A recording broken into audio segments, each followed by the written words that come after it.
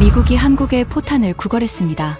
이란전에서 탄약이 바닥난 미국은 155mm 포탄 40만 발을 한국에 긴급 요청했습니다.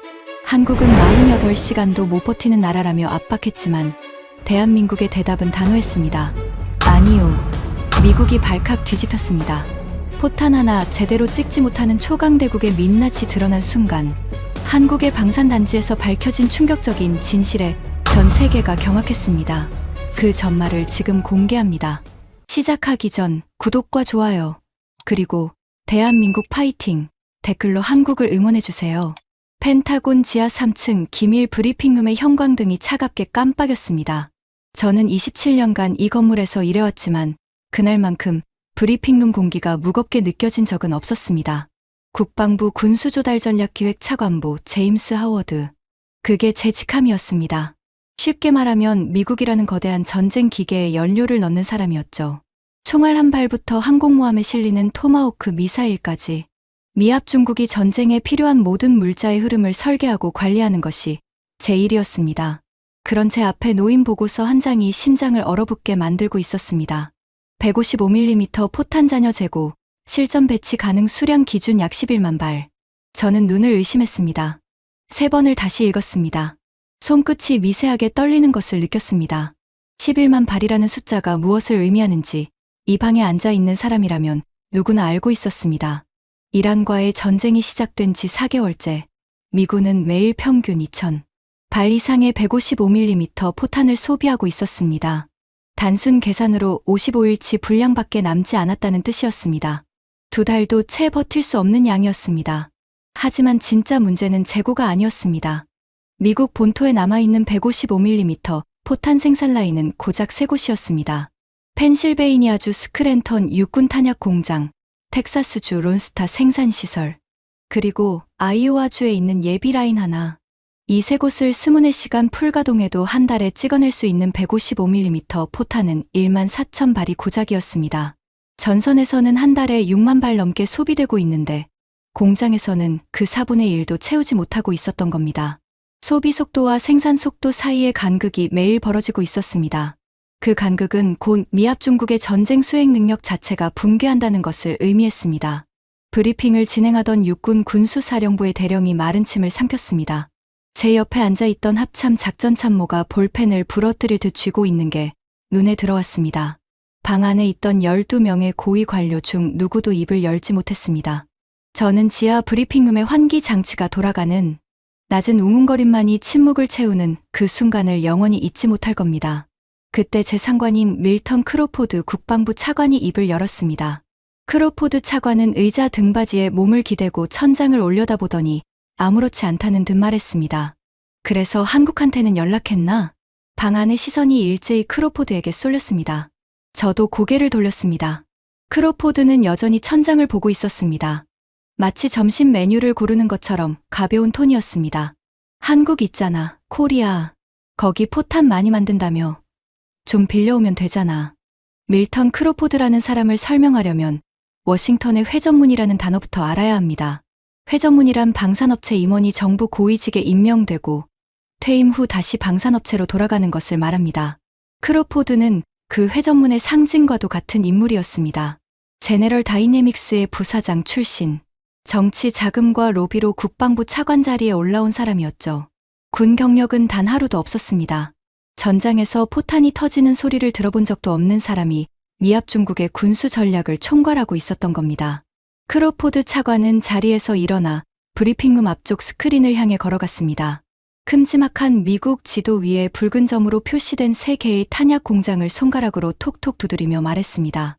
이 공장들을 풀가동하면 뭐가 문제야? 3교대로 밤낮 돌려. 옆에 있던 육군 군수사령관이 조심스럽게 답했습니다. 차관님, 이미 풀가동 중입니다. 숙련 기술자가 부족합니다. 생산 라인을 추가 증설하려면 최소 42억 달러의 예산과 7년이 필요합니다. 크로포드의 눈썹이 치켜 올라갔습니다. 그는 코웃음을 쳤습니다. 7년. 이란 놈들이 7년 동안 기다려줄 것 같아? 그러고는 저를 똑바로 쳐다봤습니다. 하워드, 자네가 동맹국 군수협력 총괄이잖아. 한국이 포탄 잘 만든다는 거 자네도 알잖아. 특사단 꾸려서 서울에 가. 155mm 40만 발, 105mm 8만 발, 그리고 JDAM 계열 정밀유도탄도 최대한 확보해와. 저는 그 순간 크로포드의 말투에서 한 가지를 정확히 읽었습니다. 그에게 한국은 요청의 대상이 아니었습니다.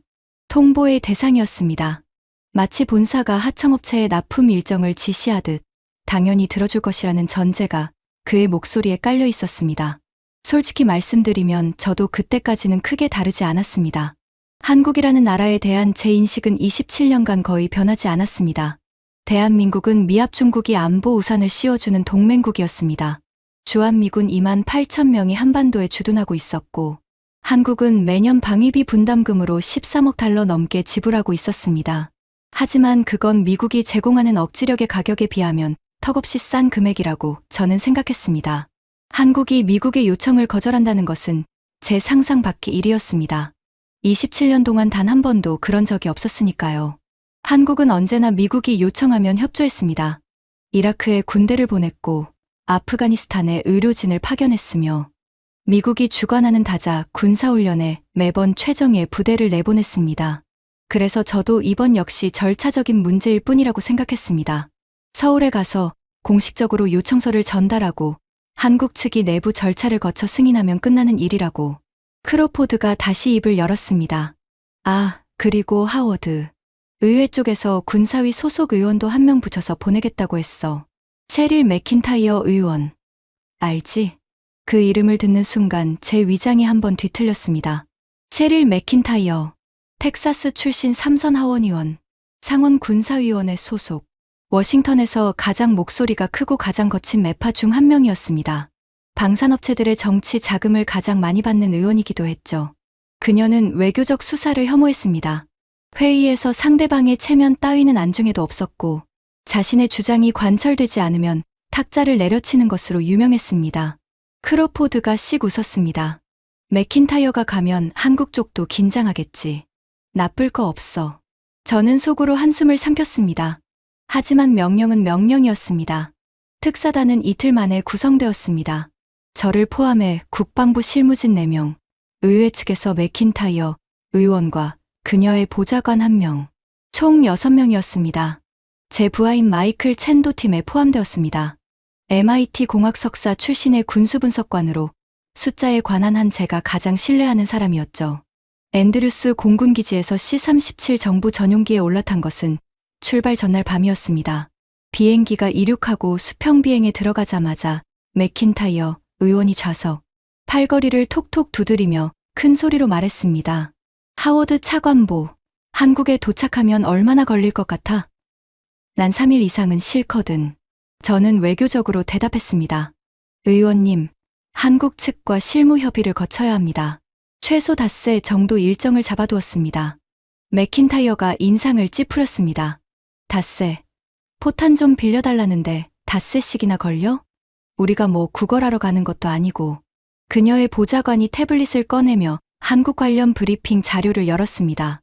맥킨타이어는 화면을 흘끗 보더니 관심 없다는 듯 고개를 돌렸습니다. 한국은 매년 우리한테 얼마나 안보 혜택을 받고 있는지 알아? 주한미군 주둔 비용만 해도 어마어마하잖아. 포탄 좀 내놓는 게 고마워해야 할 일이지. 뭘 협의를 하고 자시고 해. 저는 입을 다물었습니다.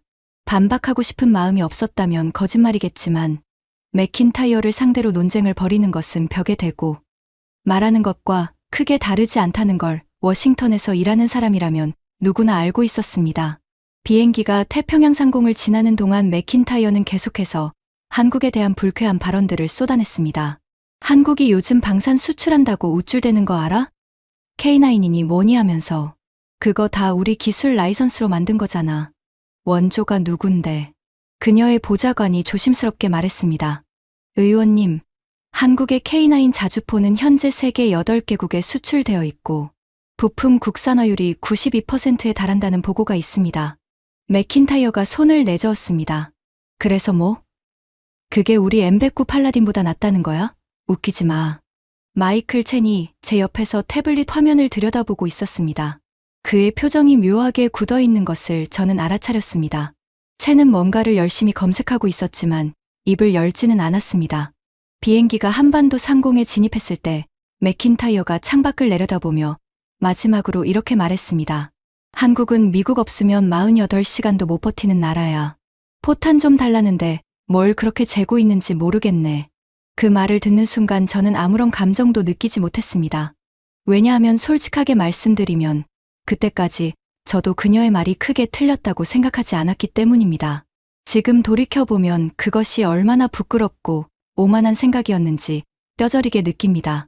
하지만 그때의 저는 몰랐습니다. 대한민국이라는 나라가 어떤 나라인지를. 서울 인천공항에 내리기 전 저는 지갑에서 낡은 사진 한 장을 꺼내보았습니다. 흑백 사진 속에는 젊은 미군 부사관이 한국 군인 2명과 나란히 서 있었습니다. 세 사람 모두 웃고 있었고 뒤편에는 무너진 건물의 잔해가 보였습니다. 사진 뒷면에는 아버지의 필체로 짧은 메모가 적혀 있었습니다. 1953점 포병훈련 후 한국 친구들과 제 아버지 로버트 하워드는 한국전쟁 참전 포병 부사관이었습니다. 아버지는 전쟁이 끝난 뒤에도 평생 한국 이야기를 하셨습니다. 폐허가 된 서울의 모습, 흙투성이 군복을 입고 배고픈 눈으로 훈련에 임하던 한국 군인들, 그리고 105mm 포탄의 장전법을 한국 포병들에게 가르쳐주던 날의 이야기를. 제임스, 그 한국 군인들은 정말 대단했어. 배는 고프고 장비는 엉망이었지만 눈빛만큼은 누구보다 뜨거웠지. 내가 포탄 장전하는 법을 한 번만 보여줬는데 바로 따라하더라고. 아니, 내가 보여준 것보다 더 빨리 해내더라.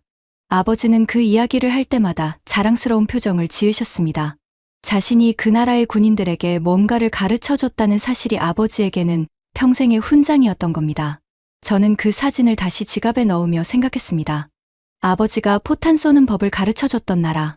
그 나라에 지금 아들인 내가 포탄을 빌려달라고 가고 있다는 사실이 왠지 모르게 씁쓸하게 느껴졌습니다. 하지만 그 씁쓸함은 오래가지 않았습니다. 그때까지 저는 여전히 이 출장이 형식적인 절차에 불과하다고 생각하고 있었으니까요. 한국은 당연히 우리 요청을 들어줄 거라고. 비행기가 고도를 낮추기 시작했습니다. 창밖으로 한반도의 윤곽이 보이기 시작했습니다. 푸른 바다와 산맥 사이로 거대한 도시의 불빛이 빼곡하게 들어차 있었습니다. 맥킨타이어가 창밖을 보며 코를 킁 하고 소리를 냈습니다. 저기가 서울이야? 생각보다 크네. 마이클 첸이 조용히 말했습니다. 인구 1000만이 넘는 메가시티입니다. 의원님. 맥킨타이어는 대답하지 않았습니다. 저는 아래로 펼쳐지는 서울의 야경을 내려다보며 묘한 느낌을 받았습니다. 아버지가 말씀하시던 폐허의 도시는 어디에도 없었습니다. 끝없이 이어지는 빛의 바다가 한반도의 한가운데를 환하게 밝히고 있었습니다. 하지만 저는 그 빛이 무엇을 의미하는지 아직 이해하지 못했습니다. 이 나라가 밤새워 돌아가는 공장의 불빛으로 세계 방위 산업의 판도를 바꾸고 있다는 것을. 이 나라가 더 이상 누군가의 도움을 기다리는 나라가 아니라 스스로의 힘으로 스스로를 지키는 요새가 되었다는 것을. 그리고 우리가 그 요새 앞에서 처참하게 거절당하게 될 거라는 것을. 저는 그 모든 것을 전혀 모른 채 인천공항의 활주로에 발을 디뎠습니다. 서울에 도착한 다음 날 아침, 우리 특사단은 용산에 위치한 대한민국 국방부 청사를 방문했습니다. 첫 번째로 놀란 것은 건물이었습니다. 제가 상상했던 것과 전혀 달랐습니다. 워싱턴의 펜타곤에 비할 규모는 아니었지만 건물 곳곳에서 느껴지는 긴장감과 질서정연한 분위기는 미국 국방부 못지않았습니다. 복도를 지나는 군인들의 걸음걸이는 빨랐고 모든 사무실에서 키보드 두드리는 소리가 쉼없이 들려왔습니다. 이 건물 전체가 하나의 기계처럼 돌아가고 있다는 인상을 받았습니다. 우리를 맞이한 사람은 대한민국 국방부 방위사업정책관 박준영이라는 인물이었습니다. 박준영은 48세쯤으로 보이는 중간 체격의 남성이었습니다. 군복이 아닌 검정색 양복을 입고 있었고 넥타이 매듭이 칼처럼 정확했습니다. 인사를 나누면서 저는 그의 악수가 예상보다 힘이 세다는 것을 느꼈습니다. 표정은 온화했지만 눈빛은 차가웠습니다. 외교적 미소 뒤에 감정을 철저하게 숨기는 사람이라는 것을 직감적으로 알 수 있었습니다. 실무 회의실로 안내받아 자리에 앉았습니다. 한국 측에서는 박준영을 포함해 5명이 나와 있었습니다. 테이블 위에는 생수와 커피가 놓여 있었고 한쪽 벽에는 대형 스크린이 설치되어 있었습니다. 맥킨타이어가 자리에 앉자마자 시계를 들여다보며 말했습니다. 시작하죠. 빨리 끝내고 싶으니까. 저는 속으로 인상을 찌푸렸지만 내색하지 않았습니다. 준비된 요청서를 꺼내 박준영에게 건넸습니다. 대한민국 정부의 미합 중국 국방부의 공식 군수 지원 요청서를 전달합니다. 155mm 고폭탄 40만 발, 105mm 포탄 8만 발, 그리고 JDAM 계열 정밀유도탄에 대한 긴급 대여를 요청하는 내용입니다. 박준영이 서류를 받아들었습니다. 한 장 한 장 넘기며 내용을 확인하는 그의 시선이 느리고 꼼꼼했습니다. 회의실에 잠시 침묵이 흘렀습니다. 맥킨타이어가 팔짱을 끼고 의자에 몸을 기대며 조바심을 내는 것이 보였습니다.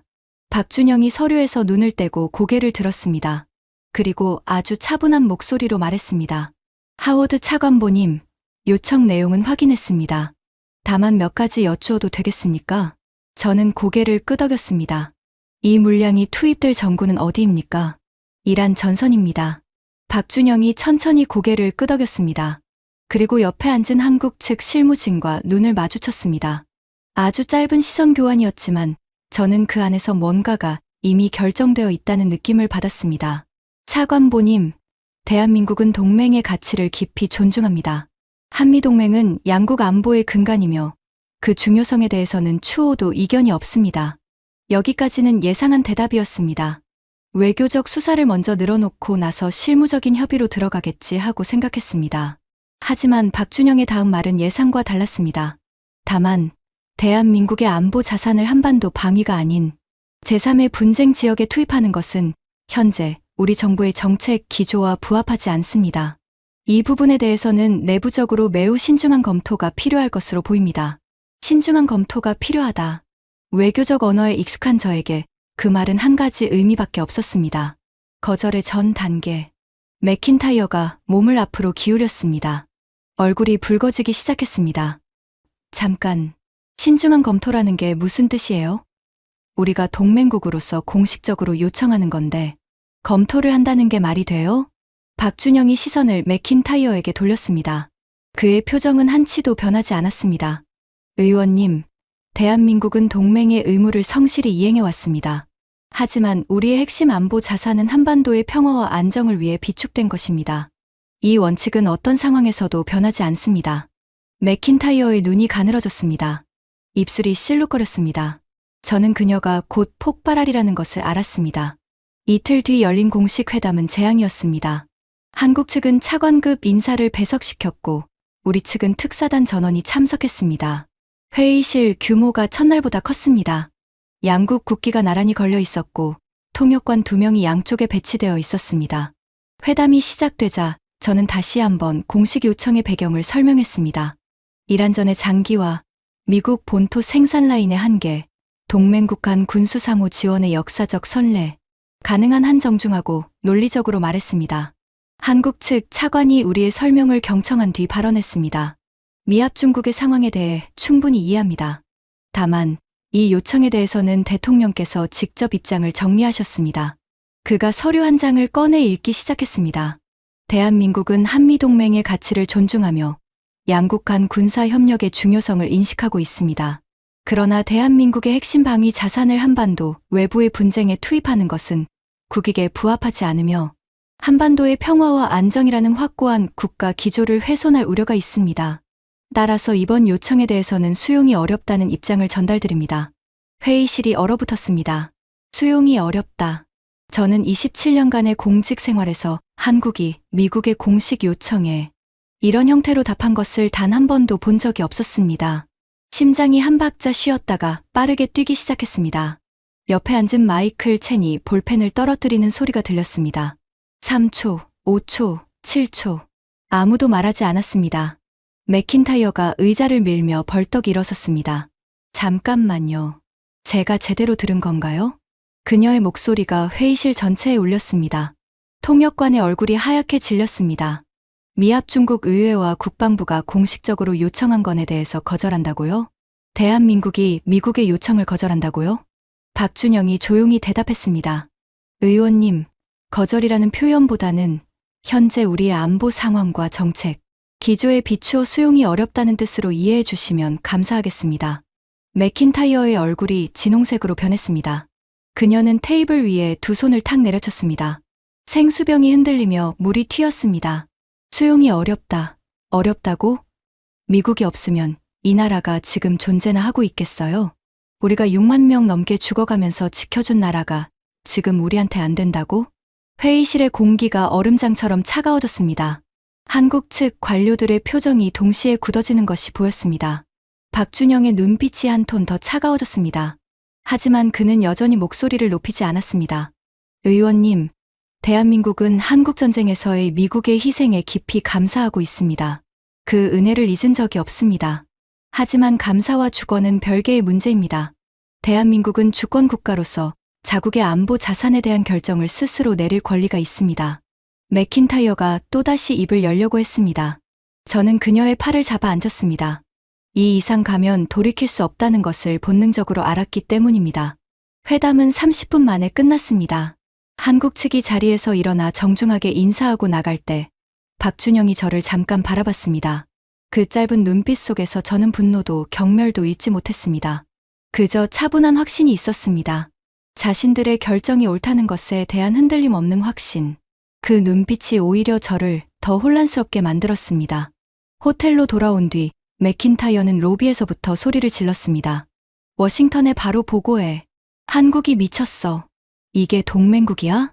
저는 맥킨타이어를 회의실로 데려간 뒤 크로포드 차관에게 화상통화를 연결했습니다. 워싱턴은 새벽이었지만 크로포드는 즉시 응답했습니다. 보고를 들은 크로포드의 반응은 제 예상대로였습니다. 한국이 거절했다고? 화면 속 크로포드의 표정이 일그러졌습니다. 그는 잠시 침묵하더니 이를 갈며 말했습니다. 좋아. 그러면 카드를 꺼내야지. 저는 그 말의 의미를 즉시 이해했습니다. 차관님, 그건 좀 신중하게 접근해야 할 것 같습니다. 크로포드가 손을 내저었습니다. 신중하고 자시고 할 게 뭐가 있어. 한국한테 물어봐. 주한미군 2만 8천 명이 빠지면 어떻게 될 것 같은지. 방위비 분담금 재협상도 걸어. 지금 연간 13억 달러인데 25억으로 올린다고 해. 포탄 안 내놓으면 그렇게 된다고 확실히 전달해. 맥킨타이어가 옆에서 고개를 끄덕이며 맞장구를 쳤습니다. 그래요. 한국은 미국 없으면 48시간도 못 버텨요. 그걸 확실히 각인시켜줘야 해요. 저는 가슴이 무거웠지만 지시를 따랐습니다. 다음 날 아침 한국 국방부의 비공식 채널을 통해 메시지를 전달했습니다. 주한미군 주둔 규모 조정 가능성과 방위비 분담금, 재협상을 암시하는 내용이었습니다. 한국 측의 답변은 그날 오후에 왔습니다. 박준영이 직접 전화를 걸어왔습니다. 하워드 차관보님, 전달해 주신 내용 잘 받았습니다. 그의 목소리는 여전히 차분했습니다. 화가 나 있는 것 같지도 당황한 것 같지도 않았습니다. 미합 중국 정부가 주한미군 규모 조정을 검토하신다면 대한민국은 그 결정을 존중할 것입니다. 다만 한 가지 말씀드리고 싶은 것이 있습니다. 저는 숨을 멈추고 그의 다음 말을 기다렸습니다.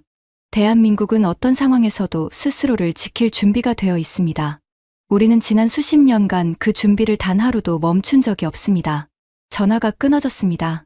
저는 수화기를 내려놓고 한참 동안 움직이지 못했습니다. 등골을 타고 서늘한 기운이 흘러내렸습니다. 크로포드가 자신만만하게 꺼낸 최후의 카드가 허공을 갈랐다는 사실을 깨달았기 때문입니다.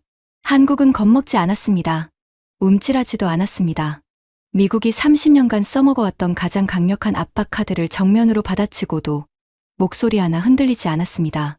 크로포드에게 결과를 보고했을 때 그의 얼굴이 어떻게 변했는지 말씀드리기 어렵습니다. 화면 속에서 그가 뭔가를 말하려다 입을 다무는 것을 봤습니다. 그리고 다시 열었다 닫았습니다. 제가 27년간 크로포드 같은 유형의 워싱턴 관료들을 상대하면서 처음 본 표정이었습니다. 당혹, 순수한 당혹이었습니다. 맥킨타이어도 처음으로 말이 없었습니다. 소파에 앉아 창밖을 멍하니 바라보고 있었습니다. 서울 도심의 야경이 호텔 유리창 너머로 쏟아지고 있었습니다. 수백만 개의 불빛이 이 도시가 살아있다는 것을, 이 나라가 누구의 허락 없이도 스스로의 힘으로 돌아가고 있다는 것을 말해주고 있었습니다. 그때 마이클 첸이 문을 두드렸습니다. 차관보님, 잠깐 보셔야 할 것이 있습니다. 마이클 첸은 서울에 도착한 날부터 따로 움직이고 있었습니다. 한국 측이 우리의 요청을 거절하리라는 것을 예상했던 건 아닙니다. 하지만 첸은 원래 그런 사람이었습니다. 어디를 가든 데이터부터 수집하는 습관이 있었죠. 한국 도착 직후부터 그는 공개 데이터베이스, 국방백서, 방위사업청 공개 자료, 국제방산, 시장 리포트를 닥치는 대로 모아서 분석하고 있었습니다. 첸이 제 방에 들어와 노트북을 펼쳤습니다. 화면에 엑셀 스프레드시트와 그래프가 빼곡하게 들어차 있었습니다. 차관보님, 한국 방산 데이터를 정리해봤습니다. 솔직히 말씀드리면 제가 본 것 중에 가장 충격적인 숫자들입니다. 저는 의자를 당겨 앉았습니다. 첫 번째 그래프는 155mm 포탄 월간 생산량 비교였습니다. 미국 본토 전체 생산량은 월 1만 4천 발. 우리가 아까 펜타곤에서 확인한 숫자와 같았습니다. 하지만 그 옆에 표시된 한국의 숫자를 보는 순간 저는 눈을 의심했습니다. 월 5만 2천 발. 이게 맞나, 첸? 세 군데 소스에서 교차 확인했습니다. 한국 국방부 공개 자료, 스톡홀름 국제평화연구소 데이터, 그리고 영국 제인스 디펜스 위클리 추정치를 종합한 결과입니다. 오차 범위를 감안해도 월 4만 8천 발 이상은 확실합니다. 미국의 3.5배가 넘는 숫자였습니다. 한반도 면적이 미국의 100분의 1에 불과한 나라가 포탄을 미국보다 3배, 반이나 더 많이 찍어내고 있다는 뜻이었습니다. 두 번째 슬라이드는 생산 단가 비교였습니다. 미국의 155mm 한 발 생산 단가는 9,200달러까지 치솟아 있었습니다. 원자재 가격 상승, 숙련공 부족, 노후화된 설비 유지 비용이 겹치며 단가가 걷잡을 수 없이 올라가고 있었습니다. 한국의 생산 단가는 2,800달러였습니다. 같은 포탄을 미국의 3분의 1도 안 되는 비용에 만들고 있었습니다. 저는 의자 등받이에 등을 기대며 천장을 올려다봤습니다. 머릿속이 하얘지는 느낌이었습니다. 더 있습니다. 차관보님. 첸이 다음 슬라이드를 넘겼습니다. 이번에는 한국 방산 수출액 추이 그래프였습니다. 지난 5년간 한국의 방산 수출액은 340% 증가해 있었습니다. K9 자주포는 8개국, K2 전차는 3개국, FA50 경공격기는 5개국에 수출되었습니다. 그리고 불과 몇 달 전에는 폴란드와 역대 최대 규모의 방산 계약을 체결했다는 기사가 첨부되어 있었습니다. 계약 금액이 수조 원 단위였습니다. 그리고 이것이 제가 가장 주목한 숫자입니다. 첸이 한 줄을 하이라이트 처리했습니다. 한국 방산 부품 국산화율 92%. 차관보님, 92%가 무슨 뜻인지 아시죠? 물론 알고 있었습니다. 외부 공급망이 완전히 끊어져도 자체적으로 무기를 생산할 수 있다는 뜻이었습니다. 미국의 방산업체들이 해외 부품 공급망 문제로 생산이 멈추고 있는 바로 그 시점에 한국은 부품의 92%를 자국에서 조달하며 아무런 차질 없이 공장을 돌리고 있었던 겁니다. 저는 한참 동안 아무 말도 하지 못했습니다. 그래프의 선과 숫자들이 하나의 그림을 만들고 있었습니다. 그것은 제가 27년간 머릿속에 그려왔던 세계 군수 산업의 지도와 전혀 다른 그림이었습니다. 첸이 조용히 말했습니다. 차관보님, 한국이 우리 요청을 거절한 게 오만해서가 아닙니다. 그들은 거절할 수 있는 힘이 있었던 겁니다. 우리에게는 없는 힘이요. 그 말이 가슴을 관통했습니다. 저는 처음으로 이 출장의 의미를 다시 생각하기 시작했습니다. 우리는 동맹국의 협조를 요청하러 온 것이 아니었습니다.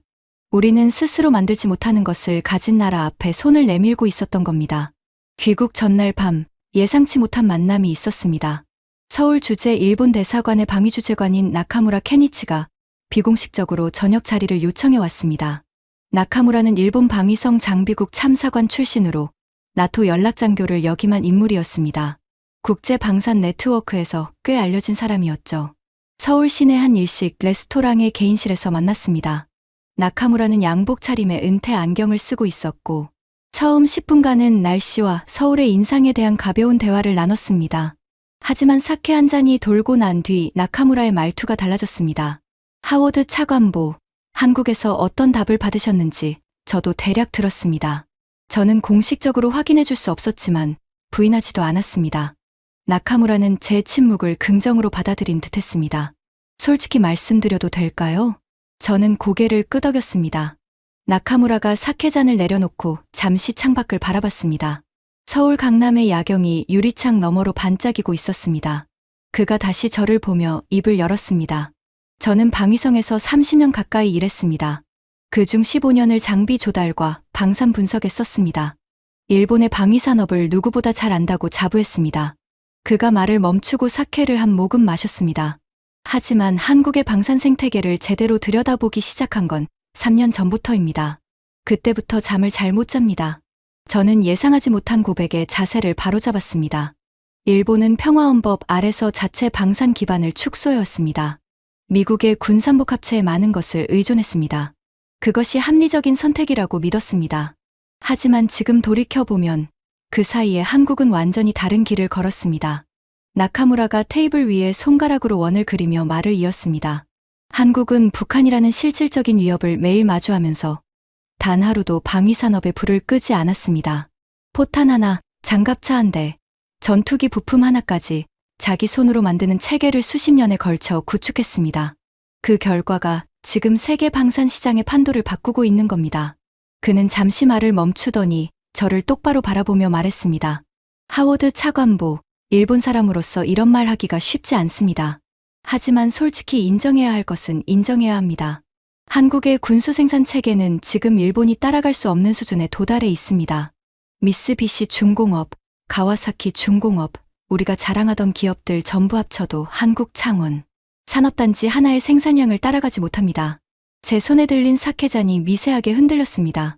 경쟁국인 일본의 방위 전문가가 이런 말을 하고 있다는 사실이 쉽게 소화되지 않았습니다. 나카무라는 한국의 라이벌이라고 할 수 있는 나라 출신이었습니다. 그런 사람이 경쟁 상대를 이렇게까지 인정한다는 것은 그만큼 격차가 압도적이라는 의미였습니다. 한 가지 더 말씀드려도 될까요? 저는 고개를 끄덕였습니다. 한국이 이번에 미국의 요청을 거절한 것은 오만이 아닙니다. 저는 그것을 주권의 표현이라고 봅니다. 스스로를 지킬 수 있는 힘을 가진 나라만이 할 수 있는 선택입니다. 솔직히 일본은 같은 상황에서 그렇게 하지 못했을 겁니다. 우리는 아직 그만큼의 자립을 이루지 못했으니까요. 레스토랑을 나와 서울 거리를 걸을 때 밤 공기가 차갑게 느껴졌습니다. 4월의 서울은 워싱턴보다 따뜻했지만 제 안에서 무너지고 있는 것들이 추위를 만들고 있었습니다. 27년간 제가 믿어왔던 세계의 질서가 흔들리고 있었습니다. 미국이 세계 최강의 군수 산업을 보유하고 있다는 확신.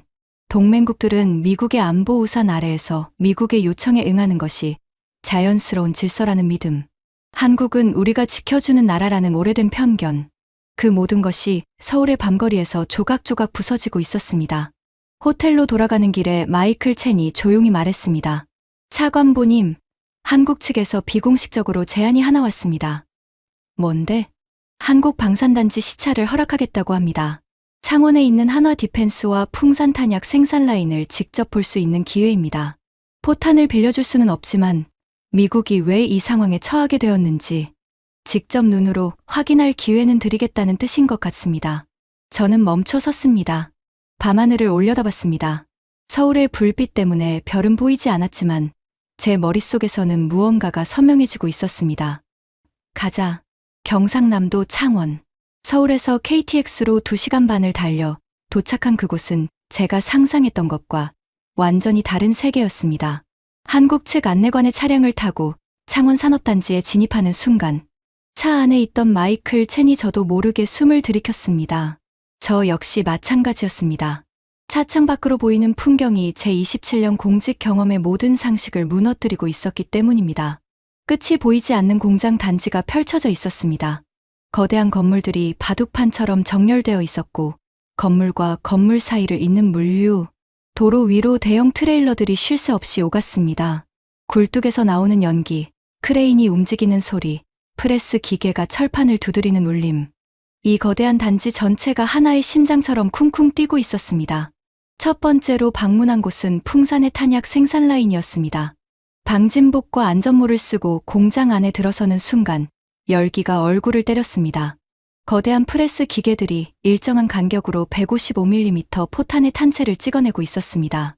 한 줄에 8대의 기계가 동시에 가동되고 있었고 이런 라인이 제가 볼 수 있는 범위 안에만 6줄이 있었습니다.